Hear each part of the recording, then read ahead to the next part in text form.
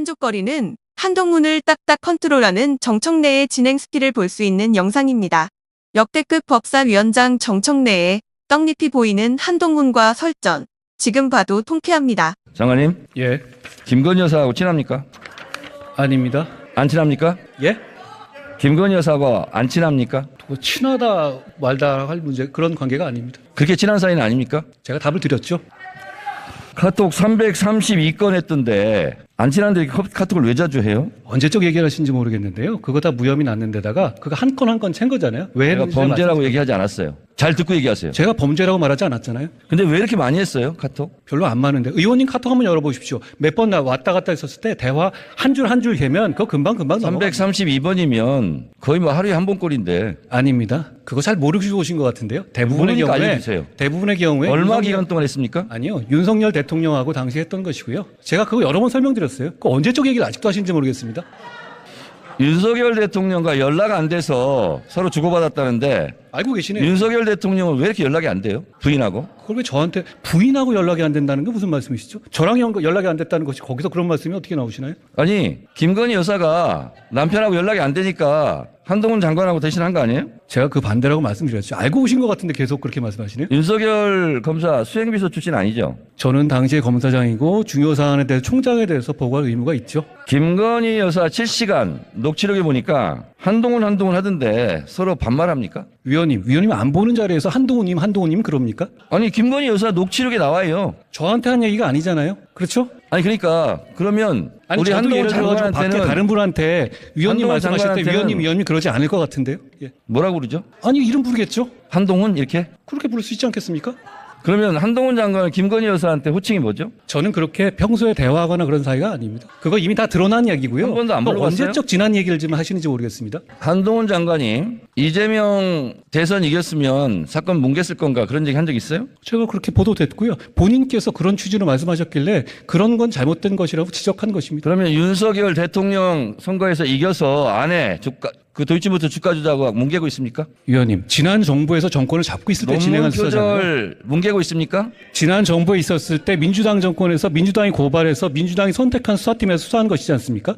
자꾸 이렇게 섞어서 말씀하시면 국민들께서 오해하실 것 같아요. 김건희 주가 조작 사건과 윤석열 검사의 보직이 묘하게 잘 맞아떨어집니다. 전혀 묘하지 않습니다. 따져보시면 아실 것 같아요. 안 물어봤어요. 잠잡고 있어요. 제 얘기 시간이에요. 좀 나중에 제가 자, 말씀드릴게요. 2012년 윤석열 검사와 결혼할 때 이 사건이 발생했어요. 사건 번호 134호 3호 금융감독원이 적발했고 경찰 내살했습니다. 이때 결혼했어요. 저는 이때 왜 하필이면 두 사람이 결혼했을까?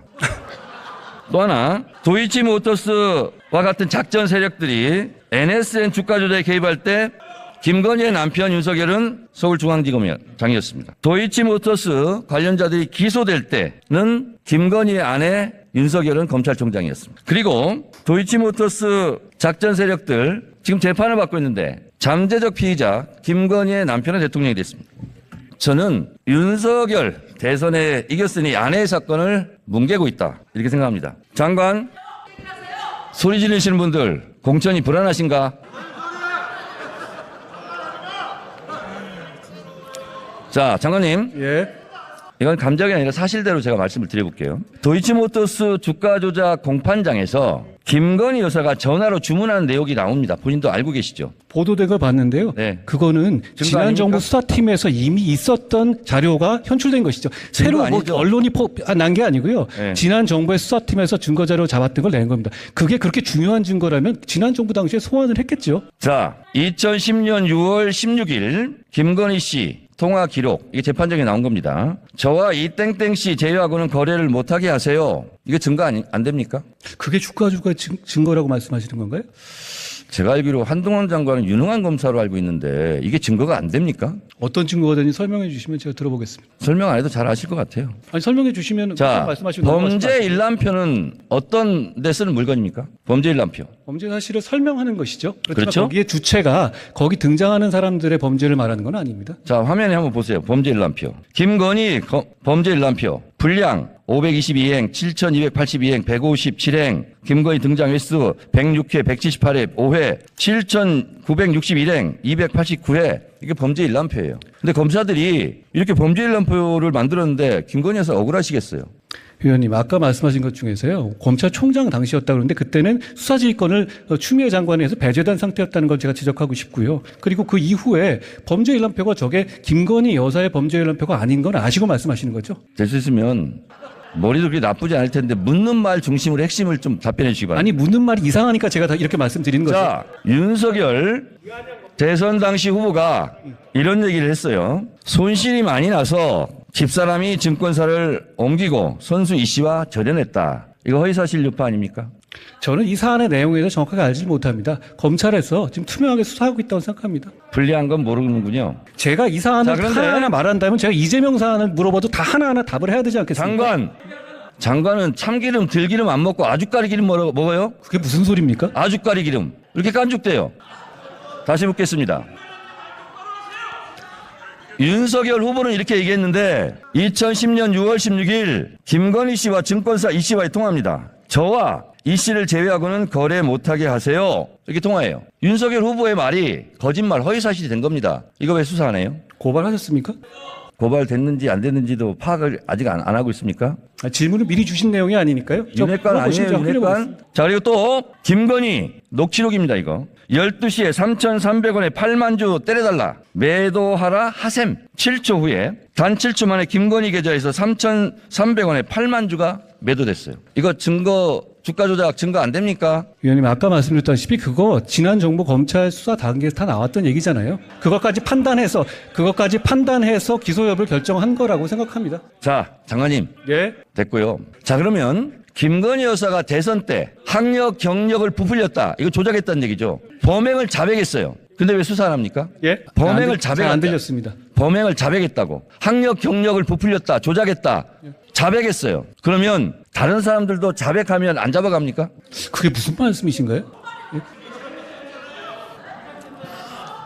김건희 여사가 학력 경력을 부풀렸다. 그 조작했다고 시인했어요. 자백했어요. 대선 때. 그리고 윤석열 당시 후보도 미안하다고 사과했고, 그리고 우리 가족도 예외가 돼서는 안 된다. 이런 말을 했어요. 근데 왜 수사 안 해요? 이 부분에 대해서 고발도 해가지고요. 그게 범법 여부가 있는지에 대해 수사 중인 것으로 알고 있습니다.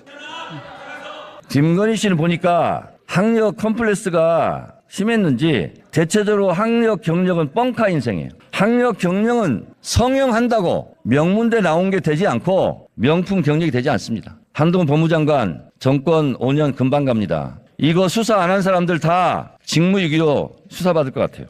장관님, 예. 혹시 본인은 논문 쓰신 적 있습니까? 저 유학 갔다가 한 번 쓴 게 전부입니다. 근데 한동훈 장관님은 이건 이제 솔직하게 말씀드리면 논문 잘 썼을 것 같아요. 왜냐하면 치밀한 성격이고 인용도 자주 하고. 근데 김건희 여사는 회원 유지를 멤버 유지 이렇게 영어로 썼어요. 아무리 친해도 이건 너무했죠. 위원님, 그 부분에 대해서 저한테 물어보실 일은 아닐 것 같은데요. 예. 그러면 윤석열 대통령한테 물어봐 주시든가. 의원님께서 물어보시면 될 문제 같습니다. 전화번호 좀 주세요.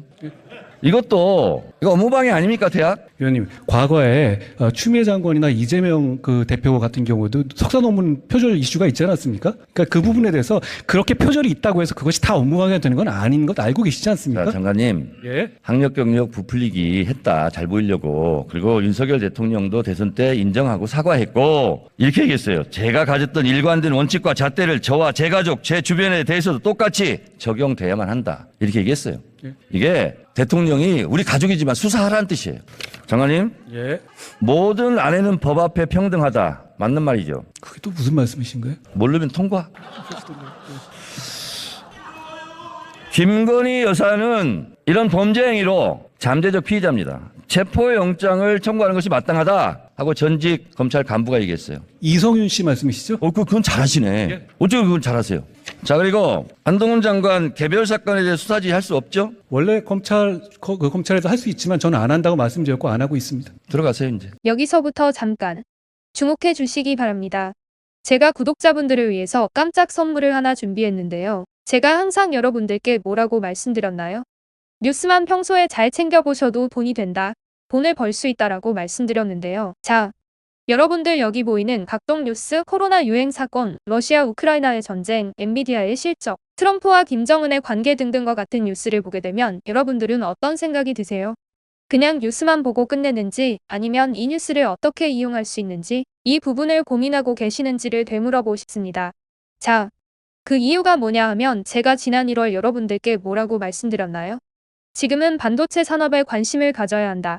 뉴스만 보고 그냥 넘기지 마시고 한번 투자적으로 고민해 보셔야 한다라고 말씀을 드렸습니다.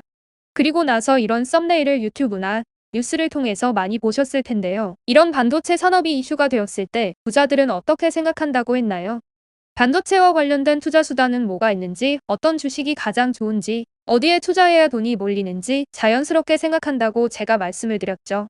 그 이유가 부자들이 봤을 땐 이슈가 돈으로 이어지고 그 이슈가 나에게 돈을 벌어준다는 경험적 확신이 있기 때문에 부자들은 항상 이런 사회적 이슈와 돈의 흐름을 관심 있게 쳐다본다고 제가 말씀드렸는데요. 이번에도 마찬가지입니다. 제가 지난번에 시청자분들과 함께하는 주식으로 수익 내기 이벤트를 진행했었는데요.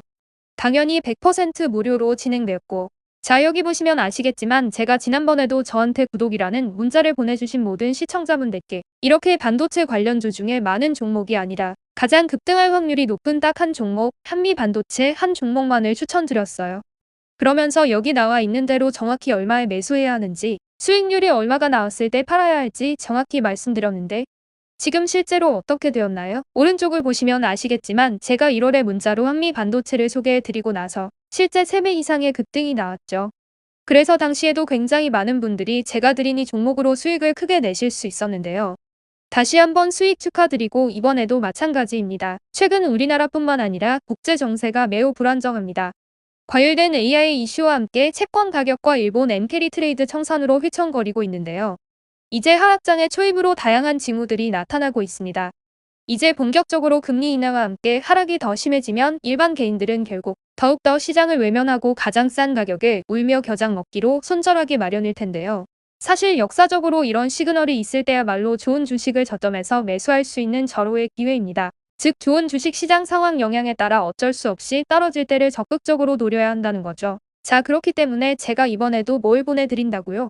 지난번과 마찬가지로 구독이라는 문자를 보내주시면 제가 이번 하락장에서 보물, 추후 주가가 가장 크게 급등할 한 종목을 구독자분들에게 문자로 종목명과 사고 파는 시점을 모두 알려드릴 거예요. 그래서 여러분들이 주식으로 돈 버는 연습을 한번 해보시라. 이렇게 말씀을 드리고 혹시라도 나는 주식을 하지 않는다라고 하시는 분들은 주변에 주식하시는 분들께 추천해 주셔도 되고 연세가 있으신 분들은 자녀분들에게 한번 이걸로 수익을 내보라고 이렇게 조언해 줄 수도 있으시겠죠.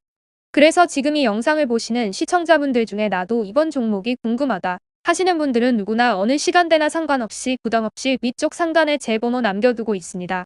제 번호 010-4292-3138 개인 번호인데요. 지난번처럼 구독이라고 보내주시면 제가 이번에도 똑같이 무료 추천 급등주 문자를 보내드리겠습니다. 제 번호 010-4292-3138로 문자 보내주시면 여러분들이 직접 이슈를 통해서 돈 버는 연습을 해보실 수 있는 것이고 제가 돈을 받는 것도 투자를 대신해 드리는 것도 아니니까 부담없이 신청해 주시면 되는 겁니다. 그리고 수익이 나면 저는 다른 것은 바라지 않습니다. 제 채널에 구독, 좋아요 한 번씩만 눌러주시라 이렇게 다시 한번 말씀드리겠습니다. 긴 영상 시청해 주셔서 감사드립니다.